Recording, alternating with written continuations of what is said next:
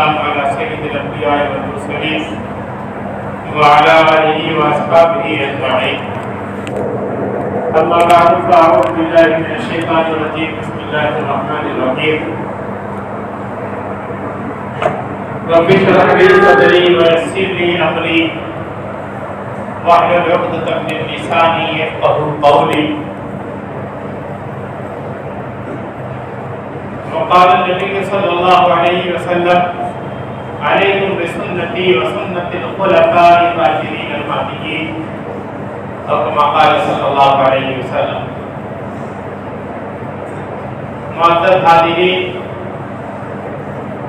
میرے بھائیوں، بزرگوں، نوجوان دوستوں، گزشتہ جمعے میں اللہ کے رسول کے ایک اعلیٰ درجے کے صحابی حضرت عبداللہ مزنی، ان کے احوال آپ کے سامنے پیش کیے گئے. اس وقت میں اس جمعے میں ایک دوسرے صحابی ہیں. یوں تو صحابہ کی تعداد لاکھوں میں پھیلی ہوئی ہے اور ہر صحابی میں نئی نئی ادائیں ہیں جن کا بھی ذکر سنو گے خوشبو پھوٹتی چلی جائے گی. ایسے خوشبو ہے. ایمان تازہ ہوتا ہے حضرات صحابہ کے بیان سے. صحابہ کی زندگی کے سننے سے آدمی کو احساس ہوتا ہے کہ مجھے بھی اپنی زندگی بدلنا چاہیے. اسی لیے اکابر نے، علماء نے حیات الصحابہ یعنی صحابہ کی زندگی پر مشتمل کتابیں لکھی. اسی لیے لکھی کہ وہ سب سے سابقین اولین ہے. نبی کریم صلی اللہ علیہ وسلم کے سب سے پہلے براہ راست حاکم ہیں. براہ راست کوئی واسطہ نہیں بیچ میں.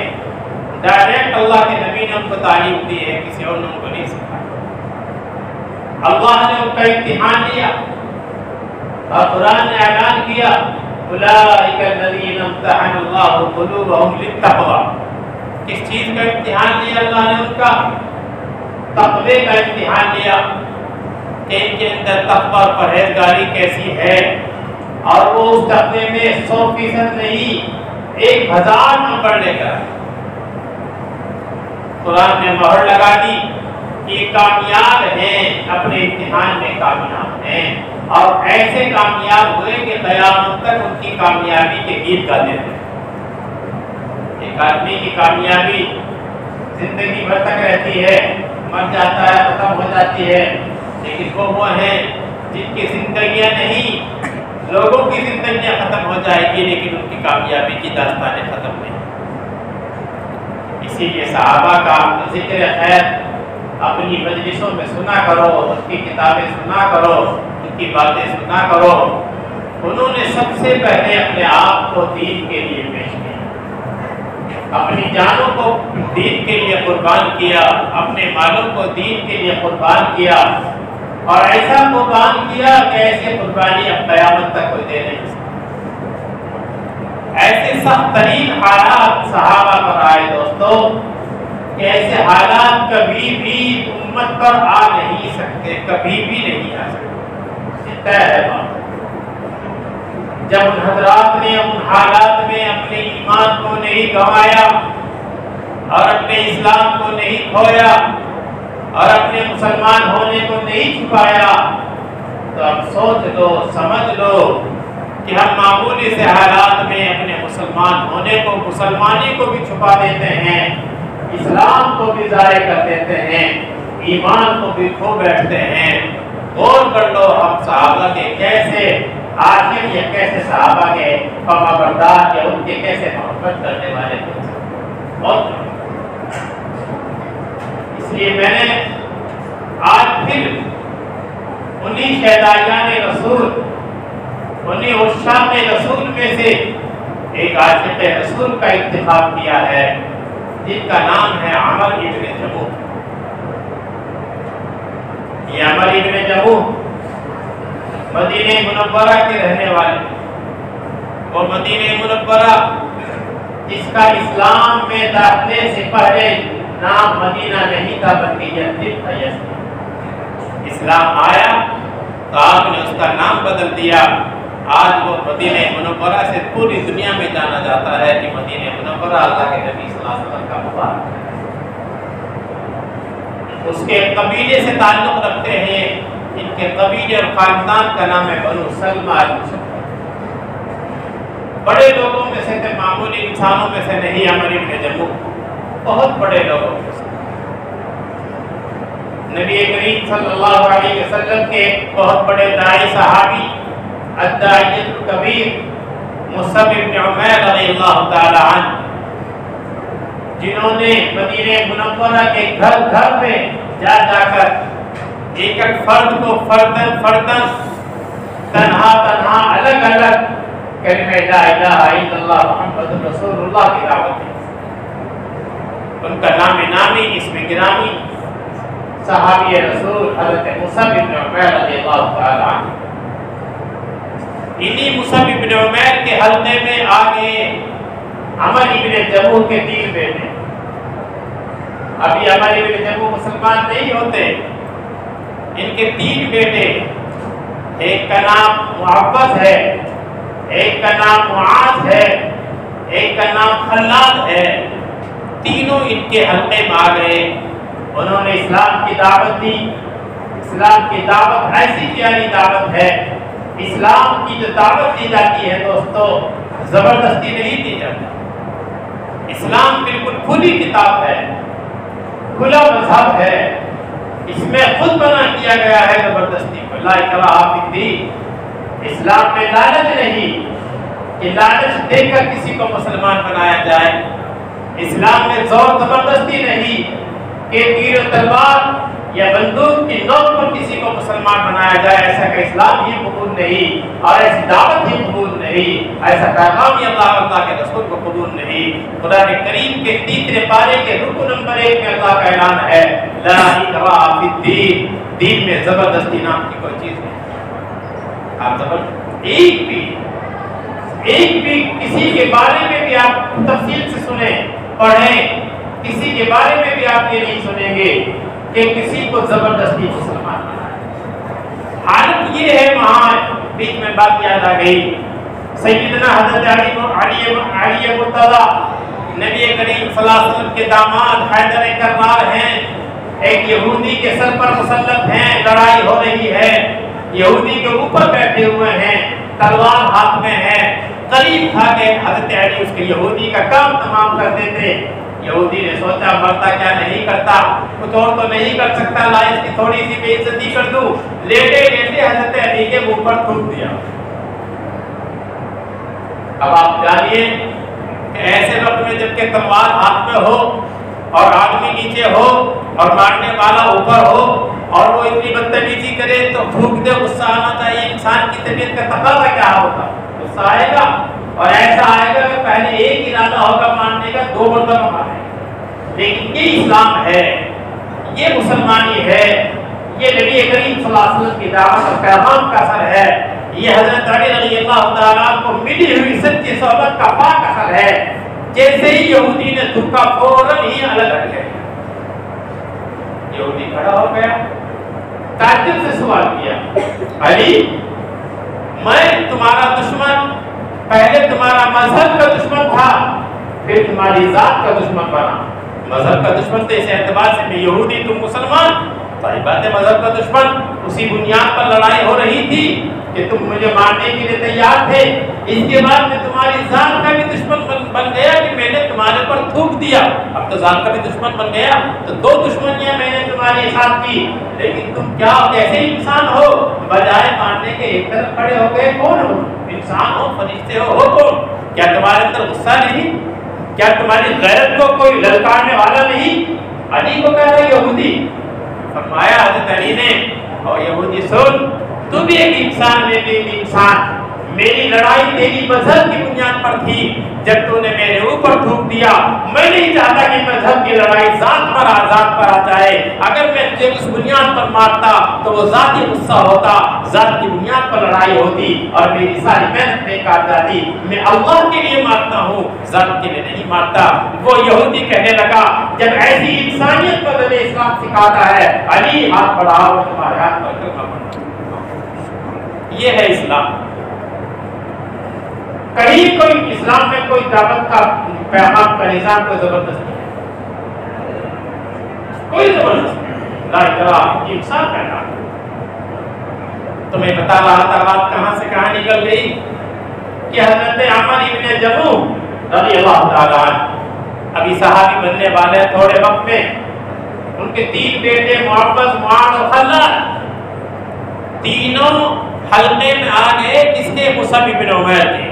دعوت دیتے پھرتے تھے گھر گھر، فرتن فرتن تم بھی مسلمان ہو جاؤ، کلمے کی دعوت چل رہی تھی، تینوں مسلمان۔ وہی نہیں، اتفاق یہ ان کی والدہ ہند بھی مسلمان ہو گئی، جو عمر کی بیوی تھی وہ بھی مسلمان ہو گئی۔ ایک روز شوہر کہنے لگے، عمر کہنے لگے اپنی بیوی کو، بیویوں سے بات اپنی ہو ہی جاتی ہے الگ تنہائی میں، ایک بات بتاتا ہوں تجھے، ذرا میرے بچوں کو اس جو نیا دین آیا ہے، محمد لے کر آیا ہے اور محمد کے ساتھ ہی لے کر آئے ہیں، ذرا میرے بچوں کو اس سے بچا۔ وہاں کام بھی ہو چکا ہے، اسے کچھ خبر نہیں، لیکن ٹھیک ہے کوشش کرتی ہوں، لیکن میں دیکھتی ہوں کہ آپ کے بچے ان میں بیٹھنا شروع ہو گئے ہیں اور وہ کچھ ان کی باتیں مجھے بتاتے ہیں۔ یہ نہیں کہا میں مسلمان ہوں گئی، ایک دم غصہ آ جاتا۔ اچھا کیا بیٹے تمہیں تو غصہ آیا؟ کیا میرا بچہ بدین ہو گیا؟ کیا میرے بچہ بے دین ہو گیا؟ صابی کہتے تھے، کیا صابی بن گیا؟ کہ نہیں یہ تو مجھے معلوم نہیں، لیکن ہم میں یہ سنتے ہیں ان کی زبان سے کہ وہ کچھ باتیں سناتے ہیں، مجھے لگتا ہے کہ وہ محمد ہی کی باتیں ہیں، آپ نے سن کر دیکھیں۔ موقع لگا دعوت دینے کا، ٹھیک ہے۔ ایک وقت میں بچہ آیا بلایا، ارے بھائی تمہارے ابا کو بلا رہے ہیں، جی کیا دعوت دیتے ہیں تمہیں یہ نئے دین والے محمد، کیا دعوت دیتے ہیں بتاؤ کیا دعوت دیتے ہیں؟ دعوت بہت اچھی دعوت دیتے ہیں، جو سنا ہو بتاؤ۔ بس سب سے پہلی جو دعوت انہوں نے سنی تھی وہ یاد تھی، سورہ فاتحہ یاد ہو گئی تھی ان کو، حضرت شریف کہ مجھے یہ سنایا اور یاد ہے مجھے، بس انہوں نے ان کے ایک بیٹے نے وہی پڑھ کر سنا دی، سورہ فاتحہ پڑھ کر سنی، دھیان سے سنی۔ اب سورہ فاتحہ سنی، وہ عربی لوگ تھے، عرب کے جاننے والے تھے، اور آپ کے سامنے سورہ فاتحہ روزانہ صبح شام تک پڑھتے ہیں، بتائی نہیں کہ لمزوں کا کیا مطلب ہے، اور یہ دن سے پتہ ہی نہیں، پسند اللہ اکبر، گھڑی کی طرح سورہ فاتحہ پوری ہو جاتی ہے، پتہ نہیں لگتا کہاں پوری ہونی تھی کہاں پوری رہے گی۔ کہنے لگا، عمر کہنے لگے بہت اچھا کلام ہے، بہت اچھا کلام ہے، بہت اچھا۔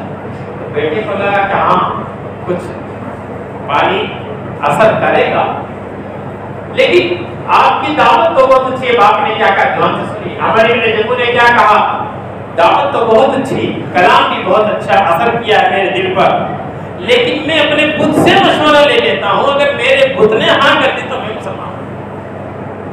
ان لوگوں کا دستور تھا، ہر بڑے آدمی کا، عرب کے ہر گھر کے آدمی کا، کہ ہر اپنے گھر میں، جیسے یہاں بھی ہمارے برادران وطن جو بھی ہندو اور کفر یا ہر گھر میں کا بت ہوتا ہے، ان کا بھی ایسے حال تھا، ہر بت کا ایک نام تھا، اس کے انہوں نے اپنے بت کا نام رکھا ہوا تھا منات، وہ گھر بھی تھا۔ میں آپ کو مشورہ دوں گا، اگر میرے بت نے ہاں کر دی بالکل 100% مسلمان ہو جاؤں گا، اور بھائی اگر اس نے ہاں نہیں کی دیکھوں میں بغیر ان کے مشورے کے کچھ نہیں کرتا۔ باپ کی بات ہے، بیٹوں نے کہا ٹھیک ہے ابا جان جیسی تمہاری رائے ہو، لیکن ہم یہ چاہتے ہیں کہ تم کی دعوت کو قبول کرو۔ رات ہو گئی، رات میں وہ اپنے بت کے پاس گئے، جانے کے بعد مشورہ لیا، مشورہ لینے کا طریقہ کیا تھا وہ بھی دھیان سے سن لو، تاکہ یہ باتیں آپ لوگوں نے سنی نہیں ہوگی یہ باتیں کبھی۔ مشورہ لینے کا طریقہ یہ تھا اس زمانے میں اپنے بت سے، کہ بت کے سامنے جا کر اپنی بات رکھتے تھے، ایسے ہی جیسے میں بول رہا ہوں، کہ میں یہ کام کروں نہ کروں، کہ اچھا کام ہو کیسا بھی کام ہو، صبح میں بھی جاتے تھے شام میں بھی جاتے تھے، کوئی بھی کام ہو اس کا مشورہ لیا کرتے تھے۔ تو اس مشورے کی ہاں یا نا کا خود تو بول نہیں سکتا، ان کو بھی عقیدہ، وہ تو گونگے رہ رہے ہیں، آنکھ بھی بنا رکھے، کان بھی بنا رکھے، لیکن نہ بول سکتے۔ لا تسمعوا ولا تبصروا لا يغني عنك شيئا کا، لیکن ایک بڑھیا عورت کو وہاں بٹھائے رکھتے تھے پیچھے، بڑھیا عورت کو بت کے پیچھے، وہ بقول ان کے اس کو وہ بت الہام کرتا تھا، یعنی اس کے دل سے اٹیک کرتا تھا۔ بت نے گویا کہ اپنا اثر اس پر ڈالا، اس عورت نے گفتگو کی کہ ہاں تمہارے بارے میں یہ فیصلہ ہے، یہ کام کر لو یا نہ کام کر لو۔ اب عورت کو بٹھا دیا، مشورہ لیا، میرے بچے یہ اچھی بات سنا رہے ہیں، مجھے سورہ فاتحہ سنائی ہے، اور وہ تو مسلمان مسلمان ہو گئے، لگتا ہے کہ شاید کسی دین کو قبول کر لیا، اب یہ بات میں قبول کروں یا نہ قبول کروں، اے کچھ میں تیرے بغیر آج تک میں نے قدم نہیں اٹھایا، صبح ہوتی ہے تو تجھ سے مشورہ لیتا ہوں، شام ہوتی ہے تو تجھی سے رائے لیتا ہوں، تیری کیا رائے ہے، میں قبول کروں یا نہ کروں۔ صاف صاف مشورہ لیا گیا۔ اب وہ بڑھیا بیٹھی ہوئی تھی، بڑھیا نے ہاں نہ کچھ نہیں، وہ کہ مشورہ نہیں بن پایا، ادھر سے کوئی رائے نہیں دی بت نے کہ وہ بڑھیا بولتی، کوئی رائے نہیں بن پائی، کوئی بات نہیں۔ اس نے کہا ایسا لگتا ہے شاید یہ ہمارا جو بت ہے، خدا ہے، یہ ناراض ہو گیا کسی بات پر، آج جواب نہیں دے پا رہا، ہو سکے کل جواب دے دے، تو میں نے کیوں کہا بھائی مجھے مہلت دیا، میں چند رات مہلت چاہتا ہوں تاکہ یہ سوچ لے میرا بت، ہو سکتا ہے میرے کسی عمل کی وجہ سے اس کو غصہ آ گیا ہو، یہ ٹھنڈا ہو جائے گا، غصہ ختم ہو جائے گا، جب اس کا غصہ ختم ہو جائے گا میں پھر رائے دوں گا، جب یہ مجھے صحیح جواب دے دے گا تو میں کوشش کروں گا کہ میں اس کی رائے کے مطابق اپنی آپ کو ڈھانپ لوں اور اپنی بات کو منوا لوں۔ چنانچہ اب وہاں تو رائے ملنے والی تھی نہیں، ایک دن ہو جائے چاہے 2 دن ہو جائے، وہ تو وہ سننے والے نہیں، جواب دینے والے نہیں، پہلے ہنتے گھومے، کیا جواب دیں گے، کچھ رائے۔ بیٹے کو سوچا ایسے تو باپ مانے گا نہیں، ایسے تو باپ مانے گا نہیں، لاؤ کچھ اور ہی حرکت کر لے تھوڑی بہت۔ اب تینوں بیٹے مسلمان، خلاد بھی مسلمان، معاذ بھی مسلمان، معبد بھی مسلمان، اور ایک اور صحابی رسول ہے جن کا نام آپ نے سنا ہوگا، مشہور صحابی ہے معاذ بن جبل، وہ بھی اسی وقت میں مسلمان ہوئے تھے، حضرت مصعب بن عمیر کے ہاتھ مسلمان ہوئے تھے۔ معاذ بن جبل مشہور صحابی ہیں، ان کے بیٹے کا نام بھی معاذ ہے، وہ جبل کے بیٹے یا عمر کے بیٹے ہیں۔ یہ معاذ بن عمر ابن جموع ہے، وہ معاذ بن جبل ہیں جو یمن کے گورنر بنے بعد میں چل کر، جن کی تفسیر کسی وقت پر عرض کی جائے۔ تو ان کے بیٹوں نے خود ہی پلان بنایا، یہ اس بت سے مشورہ لیتے ہیں، لا اسی بت کا انتظام نہ کرتے کہ اسی بت کو ختم کرتے گھر سے، اٹھا کر رات کو گئے اور رات کو بت کو اٹھایا، اٹھانے کے بعد ایک گڑھے میں جا کر جہاں کوڑا کرکٹ کرتا تھا وہاں جا کر ڈالا۔ اب صبح ہوئی، دیکھا تو صبح تو جاتی تھے حاضری میں، سامنے خدا کے سامنے حاضری دینی ہے، وہاں حاضری کے لیے تو کھائی، جا کر دیکھا تو اسے گڑھے میں پڑا ہوا ہے، گند ویسے ہو گئی ہے، گندا ہو گیا، وہاں سے اٹھایا، نہلایا، دھلایا، عطر لگایا، خوشبو لگائی اور پھر لا کر وہیں رکھ دیا۔ اور کہا غصے میں جس ظالم نے بھی یہ حرکت کی ہے میں اس سے پورا بدلہ لے کر پتا دوں گا اس کو کتنے، میرا خود بھی یہ بدلہ لے گا، میرا خدا بھی، اور میں تو لوں گا یہ بدلہ، مجھے ذرا پتا تو لگ جائے کتنے یہ حرکت کی۔ کوئی بات نہیں، دن ہوا، شام پھر ہو گئی، وہ دیکھا تو پھر بن سن کر تیار رکھا ہے، انہوں نے پھر شام کو پھر حرکت کر کے اٹھایا اور پھر جا کر ایک گڑھے میں ڈال دیا۔ وہ اگلے دن پھر وہ دیکھا یہ تو بہت غلط کام کر دیا کہ انہیں پھر بہت غصے ہوئے جب کچھ ہونا تھا۔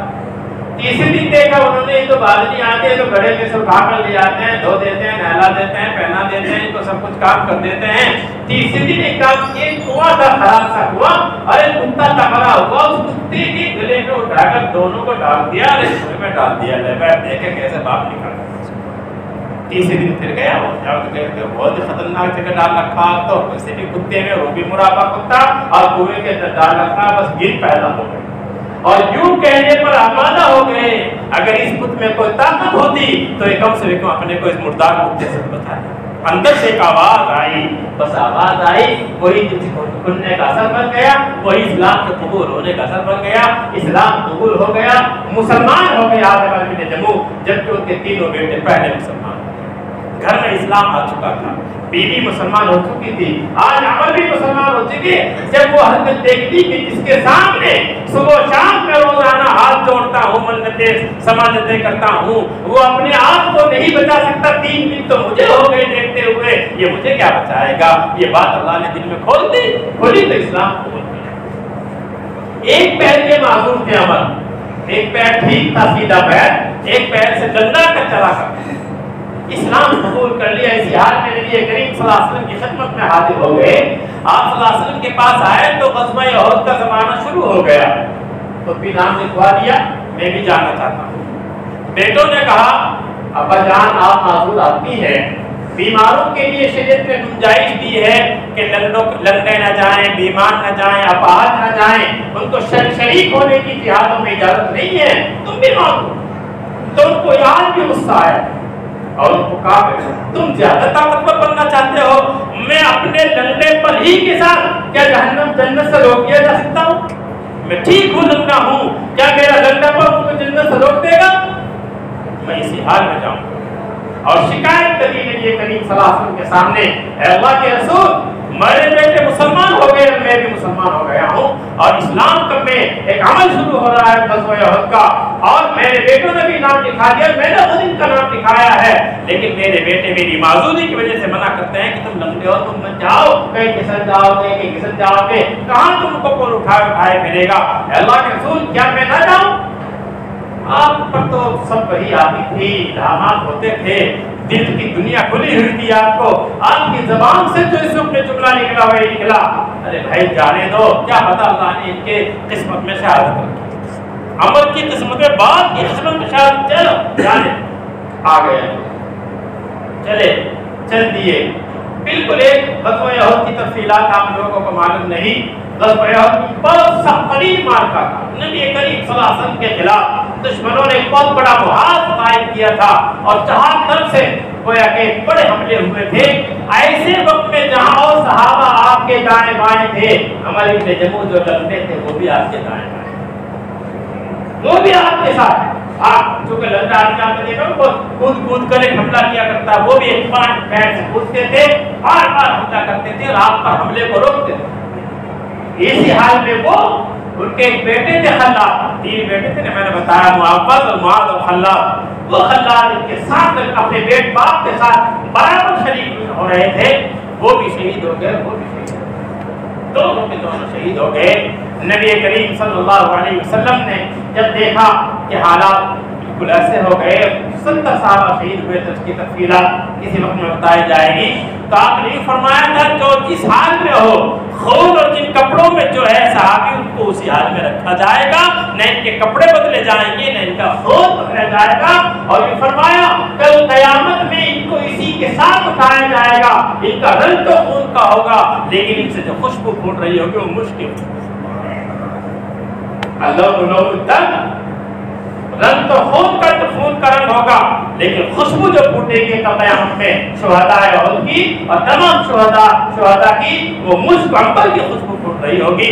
اور آپ نے فرمایا کہ ان کو ایک اور صحابی کا نام لیا آپ نے، غالباً عبداللہ بن عبیر کا نام تھا، کہ ان کے ساتھ ہی ایک قبر میں دفنا تھا۔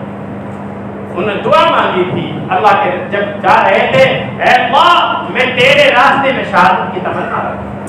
کون عمر ابن جواب ہوا، یہ ابھی مسلمان ہو رہے ہیں، دیکھو تو کیسی محبت ہوتی تھی صحابہ کو، اپنے آپ کو قربان کرنے والے، اپنی جان لگانے والے، مال لگانے والے، اور اپنی بیوی کو ایک آتا جاتے ہوئے جب جا رہے تھے غزوہ احد میں، شاید اے ہند میری تیری آخری ملاقات ہے، غالباً مجھے لگ رہا کہ میں واپس نہیں آؤں گا، اس لیے میں آخری دیدار تم مجھے دیکھ رہے، میں تجھے دیکھ رہا ہوں، آخری مرتبہ جا رہا ہوں، اللہ کے گھر جا رہا ہوں، جنت میں ملاقات ہوگی، اس پر اب دنیا میں ملاقات نہیں ہوگی، اور جو کچھ کہا وہی سچ کر دکھایا، شہید ہو گئے اور ہمیشہ کے لیے اللہ کو پیارا ہو گئے۔